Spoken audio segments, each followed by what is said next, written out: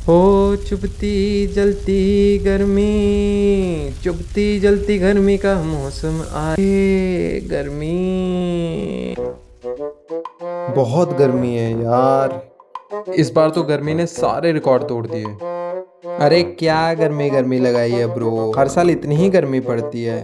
हमें लगता है इस साल ज्यादा, इस साल ज्यादा। अच्छा मैं नींबू पानी बनाने जा रहा हूँ, तुझे पीना है? अरे नींबू पानी का क्या करूँगा, एसी ऑन करना है यार। ये लगातार बढ़ती हुई गर्मी का कारण एक ये भी है। हाँ समझाता हूँ। हाँ ये तो आपने सुना ही होगा, है ना?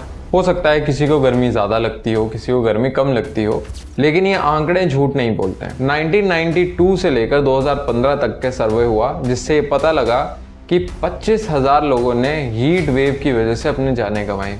और ये जान के आपको आश्चर्य होगा कि ये आंकड़े सुनामी से जान गंवाने वाले या फिर अर्थक्वेक से जान गंवाने वालों से ज़्यादा हैं। और ये सिर्फ कहने की बात नहीं है, भारत सच में जल रहा है। लेकिन प्रॉब्लम का सलूशन तो तब निकालेंगे जब ये पता होगा कि एक्चुअल में प्रॉब्लम है क्या। हम और आप काफ़ी प्रिविलेज्ड हैं, सिर्फ एक बटन दबाते ही हम गर्मी से रिलीफ पा सकते हैं। But have you ever thought about that मजदूर, वो सब्जी वाला, वो किसान और हर वो इंसान जो तपती धूप में अपना घर चलाने के लिए घूमता। आए दिन आप social media, news channels, newspaper में एक वर्ड सुनते होंगे, that is under one heat wave after another. पहाड़ों पर भी हीट वेव का अलर्ट जारी होना एक वार्निंग की तरह। Falling temperatures, severe heat wave conditions prevailed over West and East Rajasthan. Heat wave. But actual में ये हीट वेव है क्या? बेसिकली अगर किसी पर्टिकुलर एरिया का जो मैक्सिमम टेम्परेचर होता है उससे अगर 5 या 7 डिग्री टेम्परेचर बढ़ जाए फॉर कंसेक्यूटिव 5 डेज, तो उस एरिया में हीट वेव डिक्लेयर कर दी जाती है। या फिर इंडियन ज्योग्राफी के हिसाब से किसी भी जगह का टेम्परेचर 45 डिग्री से अबव हो जाए तो वहाँ पे भी हीट वेव डिक्लेयर कर दी जाती है। IMD इंडियन मीटियोरोलॉजिकल डिपार्टमेंट के अनुसार नॉर्दर्न वेस्टर्न रीजन में अभी हीट वेव चल रही है, जिसमें आते हैं पंजाब, हरियाणा, राजस्थान, दिल्ली, गुजरात और मध्य प्रदेश। और इन एरियाज पे टेम्परेचर 47 डिग्री से ज़्यादा पार हो चुका है। ये हीट वेव बनती कैसे? हीट वेव 2 कारणों की वजह से बनती है, एक है मीटरोलॉजिकल और दूसरा है ज्योग्राफिकल।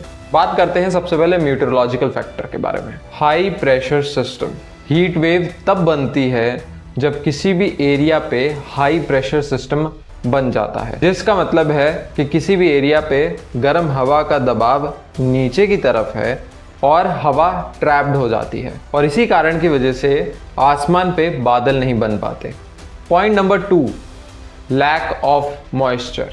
हीट वेव के दौरान एटमॉस्फेयर में नमी बहुत ज़्यादा कम हो जाती है और आसमान में बादल ना होने की वजह से सूरज की रोशनी और भी ज़्यादा पड़ती है और हीट की इंटेंसिटी को बढ़ा देती है, which leads to high temperature. अब नेक्स्ट है जियोलॉजिकल फैक्टर, जिसमें हम बात करते हैं urban heat island effect.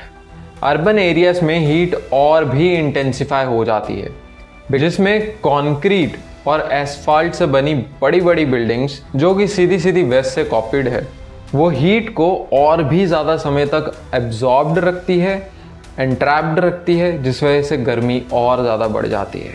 More over आपने मुंबई में या ऐसी 1 टायर सिटीज़ में बड़ी बड़ी कांच की स्काई स्क्रेपर्स ज़रूर देखी होंगी। ऐसी बिल्डिंग्स के अंदर तो वैसे AC लगा होता है, जिससे उनको गर्मी के बारे में बिल्कुल पता नहीं लगता, लेकिन इन्हीं कांच की बिल्डिंग की वजह से दोपहर में एक नहीं 2 सूरज होते हैं, एक असली वाला और एक इन बिल्डिंग से रिफ्लेक्ट होकर जो बनता है। रिजल्ट और भी ज़्यादा टेम्परेचर। टॉपोग्राफी। कई बार ट्रोपोग्राफिकल फीचर भी हीट वेव को बढ़ावा देता है, जिसमें माउंटेन्स एंड वैलीज में हॉट एयर ट्रैप्ड हो जाती है, जिस वजह से हीट वेव को और भी ज़्यादा बढ़ावा मिलता है। अब बात करते हैं हमारी कंट्रीब्यूशन, ह्यूमन इन्फ्लुएंस। हमारा lifestyle, industrialisation, vehicles, more and more energy consumption, deforestation वगैरह वगैरह वगैरह वगैरह, लिस्ट शायद कभी ख़त्म ना हो। इन्हीं कारणों की वजह से, ह्यूमन इन्फ्लुएंस की वजह से तापमान रेगुलरली इंक्रीज हो रहा है, जिस वजह से हीट वेव ज़्यादा देर तक रह रही है, इंटेंसिफाई हो रही है और फ्रीक्वेंटली बार बार आ रही है। अब हीट वेव का इम्पैक्ट देखते हैं हमारी डेली लाइफ में एंड इकोनॉमी में। हाई टेम्परेचर का हमारी डे टू डे लाइफ में बहुत इम्पैक्ट पड़ता है। जहाँ पे हमारा देश 45% एग्रीकल्चर पे डिपेंड करता है एंड एग्रीकल्चर जो एक्सपोर्ट इंडस्ट्री के साथ जुड़ा हुआ है।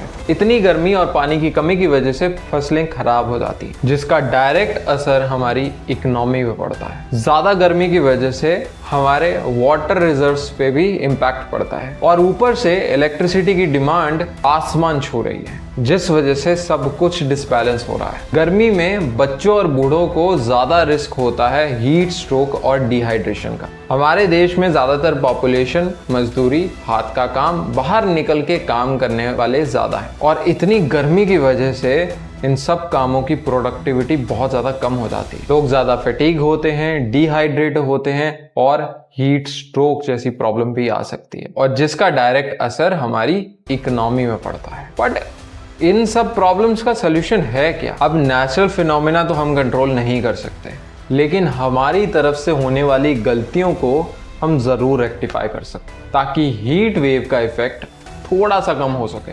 Number 1 very important thing, green spaces. आपने अपने दादा दादी को ज़रूर कहते हुए सुना होगा कि उनके टाइम पे इतनी गर्मी तो नहीं पड़ती थी। वो लोग दोपहर के टाइम बड़े पेड़ के नीचे ठंडी हवा का मज़ा लेते थे। अब तब भी तो नेचुरली हीट वेव बनती होंगी, हाँ बनती थी, बट इफ़ेक्ट्स इतने सीवियर नहीं होते because of more greenery and open space. अब बड़े शहरों में बिल्डिंगों की वजह से हम स्पेस का तो कुछ नहीं कर सकते, but what we can do is हम ज़्यादा से ज़्यादा पेड़ लगाना शुरू करें। अगर पेड़ नहीं लगा सकते तो एटलीस्ट वर्टिकल गार्डन बना सकते हैं। ट्रीज से एक्स्ट्रा जितना भी कार्बन डाइऑक्साइड है वो अब्जॉर्ब किया जाएगा और ज़्यादा से ज़्यादा प्योर फॉर्म में ऑक्सीजन हमें मिलेगा। Number 2 energy efficient buildings. अगर हमारे बिल्डर्स और हमारी गवर्नमेंट वेस्ट से इन्फ्लुएंस ना होकर हमारे ज्योग्राफिकल पैटर्न के हिसाब से इंफ्रास्ट्रक्चर बनाए जाएं, ज़्यादा वेंटिलेटिंग बिल्डिंग्स बने जिससे हम एसीज पर कम डिपेंड होंगे। अब जयपुर के हवा महल का तो सभी को एग्जाम्पल पता होगा, क्या वहाँ पे कोई एसी है?